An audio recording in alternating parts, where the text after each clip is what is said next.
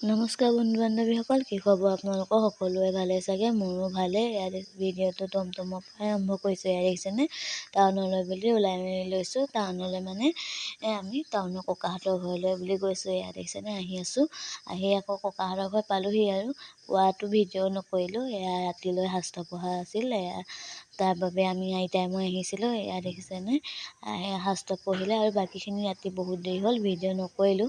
সেইখিনি ভিডিঅ' কালিৰে হয় বাৰু, এইখিনি আকৌ ৰাতিপুৱা ভিডিঅ' দেই আজি। এয়া দেখিছেনে, আইতাই ইমান ধুনীয়া ধুনীয়া ফুল লগাইছে। মই ভাবিলোঁ অকণমান ভিডিঅ' কৰি লওঁ। এয়া দেখিছে নহয়, এয়া আকৌ দুপৰীয়া আমাক ভাত খাবলৈ দিলে আইতাই। ইমান ধুনীয়াকৈ বনাইছে, মাছ, আলু ভাজি, মাংস, পনীৰ, দালি। আমি ভাত পানী খালোঁ।